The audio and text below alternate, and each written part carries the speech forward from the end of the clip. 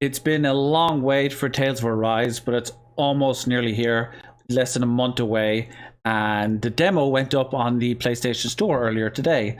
So as a long-term Tales fan, I decided to download it, give it a shot, see how it plays, share your thoughts, discuss a few of the new systems, and just see how it is. So I hope you'll enjoy the video.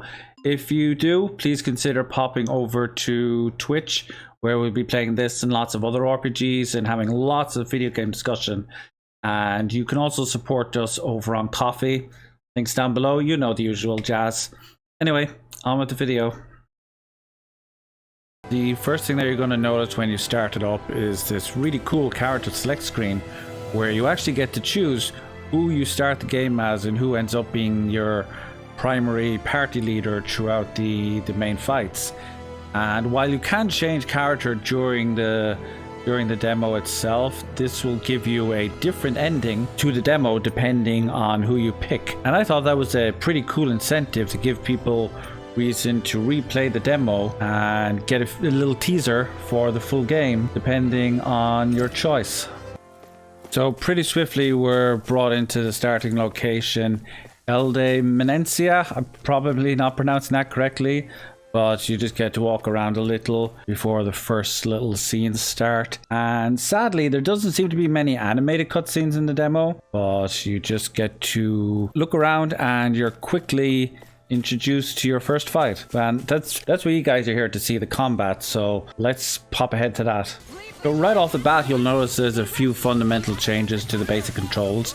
And one of the big ones is that your arts are now connected to the triangle, square and X button on the controller, and the normal attack is relegated to R1, and you can mix and match the normal attacks with the combo attacks much like the previous games, but it also borrows the Soul Gauge system from Berseria to give you a limit on how many offensive attacks you can choose. The demo has you around level 20 and has access to a bunch of fairly flashy skills, but it's pretty rudimentary in that sense.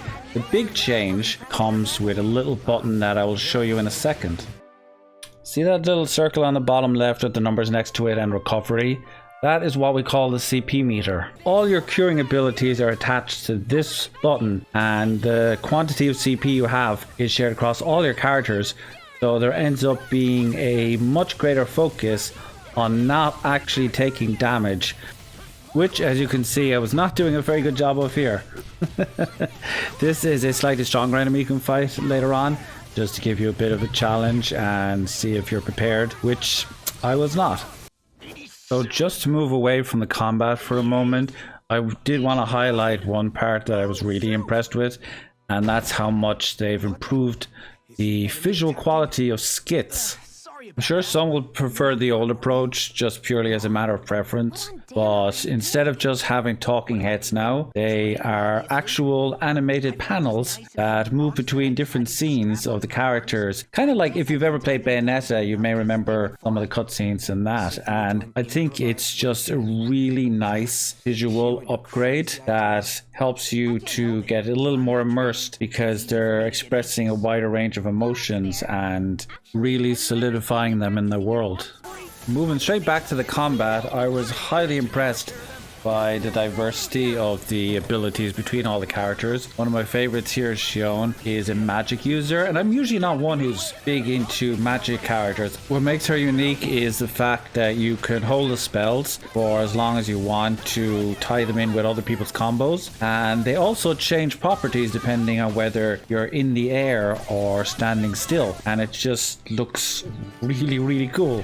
If I had to give a criticism, it's that the enemy variety in the demo is not very great. It's the same group of 3 or 4 different enemies that you keep fighting. Eventually, after going through a few small areas, you do reach this pretty cool boss. Definitely shows you that even on normal, you have to learn the systems in order to really get the best out of them and take down the bosses without them wrecking your face and causing you to use up all of your CP.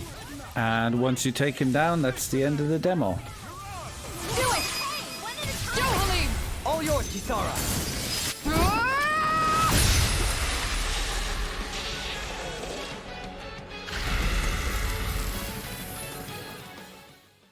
So overall, I think that the combat system is fantastic. It takes the best of Zarya and also takes some of the focus of dodging from Tales of Graces, which is one of my personal favorites, and puts it into a system that it's very combo heavy right from the beginning, but really rewards tactical play and being smart with your curing as well. I'm interested to see how that plays out later on in the game as you get further and fights become more challenging.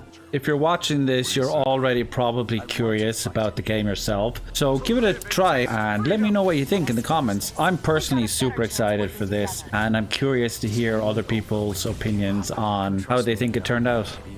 Thanks for watching the video anyway, folks.